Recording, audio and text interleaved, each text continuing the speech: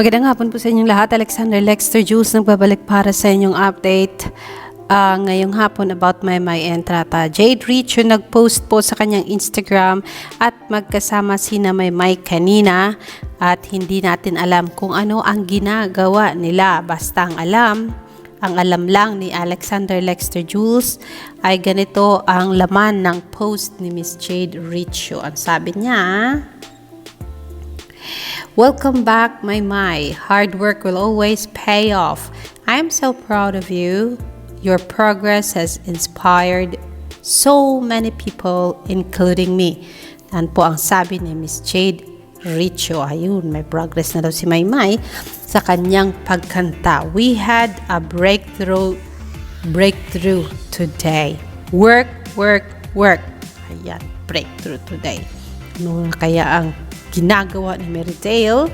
Kasi sabi ni Star Music, pagbalik ni May ay may kanta na silang gagawin. May album na nag-aantay kay May. Single man yan o kung ilang music man ang gagawin ni Meridale, hindi po natin alam. Pero as usual, ito naman kasi palagi ang expression ni Meridale once makita niya ang mahal niya. Ayan, naiiyak, tatawa, at talagang makita mo yung genuine heart ni Meridale through her reactions all the time. Kaya na-imagine nyo na kung anong kalasing reaction ang meron si May the moment na nagkita sila ni Miss Jade Richo kanina. Ayan po, congratulations May. Ano man yan ang ginagawa ninyo ni Miss Jade Richo, for sure yan. Inaantay na yan ng maraming taga-suporta mo. Ayun po.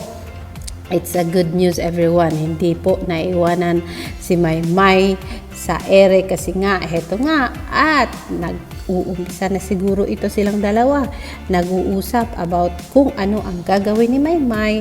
Itong nakabalik na nga siya sa Pilipinas. Ayan po ang post po ni Miss Jade Richo ay sandali po ha, titignan lang natin ha. Nasa studio po sila ni Miss Jade Richo. Ang pangalan kasi na kanyang studio ay Richo, nakalimutan ko, binasa ko yun kanina But then anyway, sabi niya dito, "Someone ready to go back to work. I've missed you, May. Welcome back." Ang thread ni Miss Richo ay meron na syempre mga comment from supporters ni May. Gorgeous lady from Gian Guerrero. "Welcome back, May. You're always in my heart. Miss you both. Gorgeous." Ayla Gil. Rachel Yasus, "We love you both. Welcome back, baby girl. Thank you so much, Miss Jade." Bamba Faye, "You both beautiful." Shania, "Welcome back, May." Thank you, Miss Jade. Ayan, si Richo Music and Artistry pala yun. RMA. Richo Music and Artistry. Ayan, Lani Diacuna. Thank you, Miss Jade. Ayun. So, mga ganyang message from supporters ni May. Siyempre, marami-rami na rin yan with all the hearts and all. And we cannot wait enough para sa kung ano man yang gagawin mo May with Miss Jade Richo. And of course, sana this time ay talagang mag-hit pa rin ito just like Ama Kabugera. Yan lang po muna ang ating update kay Meridale, May entrata. And yes, kamusta po kayo at ang mga puso nyo na nag-aantay ng update ni May? Kasi ako po, buong araw hindi ko po nabuksan ang aking cellphone dahil sa busy tayo. Pero of course, hindi pwedeng wala tayong isi-share sa inyo. So, yeah. At kanina palang tanghali, nabuksan ko pala ito mga kaibigan. At Diyos ko, si Bingkay sa Twitter. Magkabila ang awayan at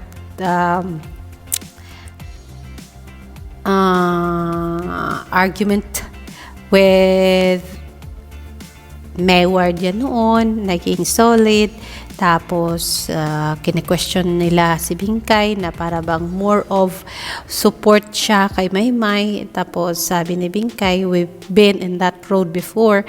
At talagang ipinaglalaban din daw ni Bingkay itong si Edward at saka si Maymay kasi mahal niya ang dalawa. Pero itong nabasa ko kanina si Kimi ay parang question kung gaano nga baka totoo ang sinasabi ni Bingkay. Siyempre, sabi ni Bingkay, I've been here, I never left. Siyempre, ako nakikita ko rin si Bingkay everyday yan, matyaga. Everyday, nasa Twitter, kahit gabi, nakikita ko pa rin yung mga post niya. Siyempre, at talagang masasabi kong hindi talaga iniwan ni Bingkay ang Mayward. Kasi talagang may pa-Sunday pa yan, may pa-hashtag pa yan si Bingkay para sa mga engagement nila sa I Want ASAP. Kaya never ko din ma-question itong si Bingkay. Napakasipag po. Gabit araw ginagawang trabaho itong Twitter. So, yeah. Sabi niya dito, sa ayaw at gusto nyo, maipartner man silang dalawa o hindi, di yun manggagaling sa'yo or kahit kanino, kundi Mayward ang decision pa rin. Ayun, nag-aaway na nga sila. In my opinion, wala nang higit pa sa chemistry ng Mayward, sabi ni AJB, dahil once upon a time, isa ako sa libo-libong supporters ng love team nila. It's just that hindi nila naipaglaban ng team up nila at kung may gusto man akong love team ni Edward Barber, syempre, yung Mayward pa rin ang gusto ko. Yan ang sabi ni EJB. Tama ka dyan, EJB. Paglaban mo talaga yan. Kaya sabi ni Man, solid Edward Barber at Mayward kung meron man. Pero kung wala na, i-respect both. Basta masaya sila sa mga desisyon nila. Sapat na yun para sa akin. Yan sabi ni Man. Sabi ni Serma, ano magagawa natin? Ang isa yata ayaw na siya. Sorry, pinaglaban ng fandom siya, hindi. Sino kaya yun?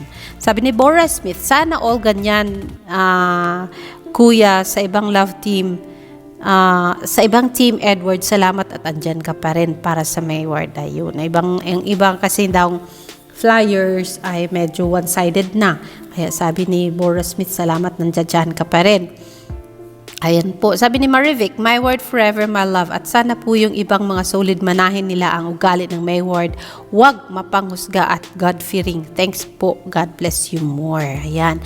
Yan po. Yung mga hiritan sa Twitter talagang hindi maiiwasan kasi kung minsan yung naramdaman na ni Bingkay ay nafe-feel ko naman. At tsaka alam ko kung anong pinaglalaban niya kaya hindi ko rin kine-question yan. And I know some of these people na kine-question si Bingkay ay lulubog litaw yan sa Twitter. So, yeah, nare-respeto ko rin naman sila pero it's not the right time for us to question each other's love for Maymay and Edward. I think it's the right time, whatever their decision be, it's the high time of our lives to really protect what we need to protect and support who we need to support. Kasi kung makitaan nyo, yung ibang fandom, they are united.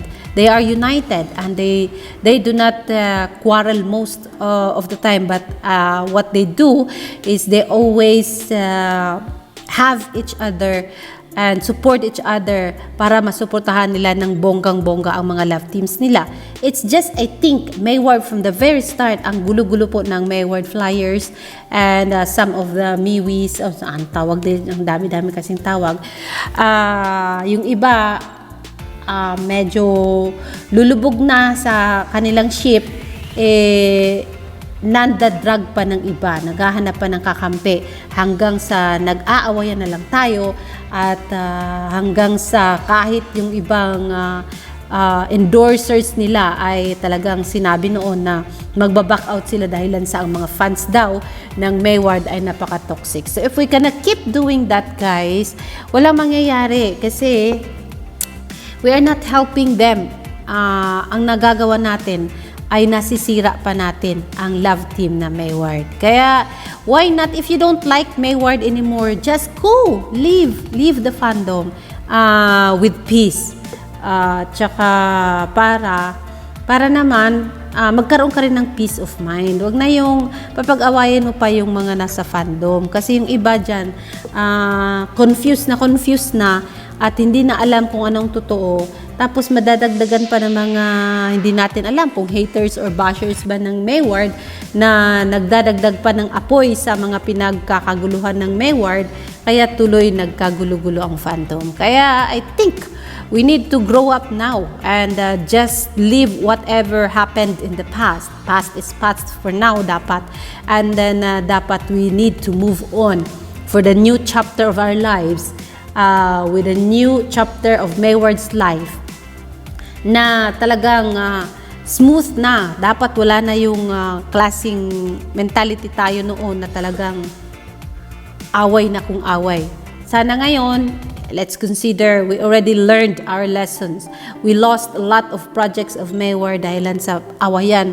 Hindi natin madinayan kasi nakita natin yung result ng awayang fandom na yan. At imbis na nakakatulong, mas lalong nakakasira. Kaya nga sabi ng Mayward, hindi na lamang sila nagpapa-apekto sa mga nangyayari sa paligid nila at sa mga sinasabi nila. Kasi kung gagawin nila yon, nako, madidepressed lang sila. So yeah, I think we need to refrain from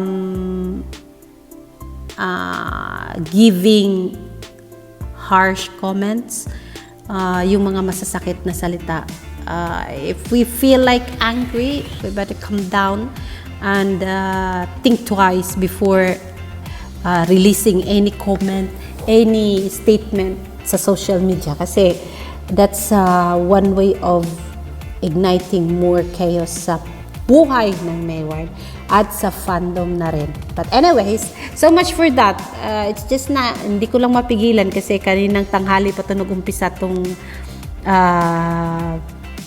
tapunan ng mga linya ni Bingkay and whoever na sino na ang pumulot ng kaguluhan niyan ngayon ay hanggang ngayon ay hindi pa rin matapos-tapos. Kaya I think dapat marunong na tayong kumalma. Kasi marami nang nawawala sa atin at marami ng project na dapat ay ma-enjoy na natin pero hindi na tuloy-tuloy dahil sa syempre nade-discourage na rin yung siguro yung mga promoter, manager, management, whatever na ipagawa ang mga bagay na dapat ay belong or kina Maymay at Edward pero dahil sa gulo na dulot ng fandom, siguro one of the reason. Yan lang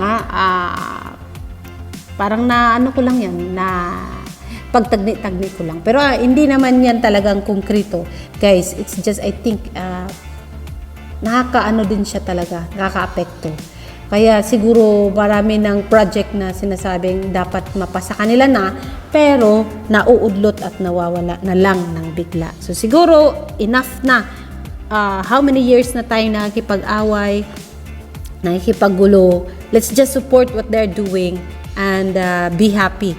Kung sila ay happy, magiging happy na dapat tayo. Kasi marami ng Mayward flyers na nawawala sa fandom at sumuporta na ng ibang love team.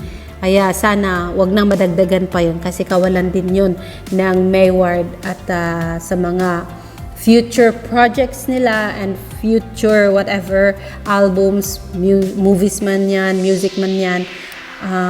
Sayang pa din yan, di ba? Hindi natin ma-enjoy kasi nawawala na lang na bigla. So, yan lang muna I think ang ating ma-share sa inyo. And then, there's one more thing pala. Natuwa daw si Anna Marie sa live streaming ni Maymay kanina kasi may tinanong si Maymay kung sino ang big winner nila. Ang sagot ni Mama Bear ay si Maymay ang big winner. But then, syempre dahil wala na si Maymay sa PBB, so nakapasok na si Samantha Bernardo, si Angie Salvacion at saka si Maggie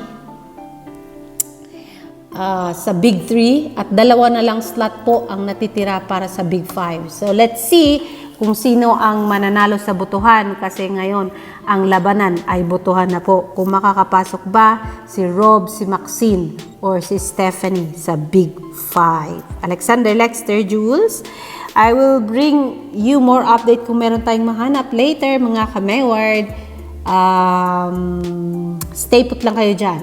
I will see you in a while. Crocodile.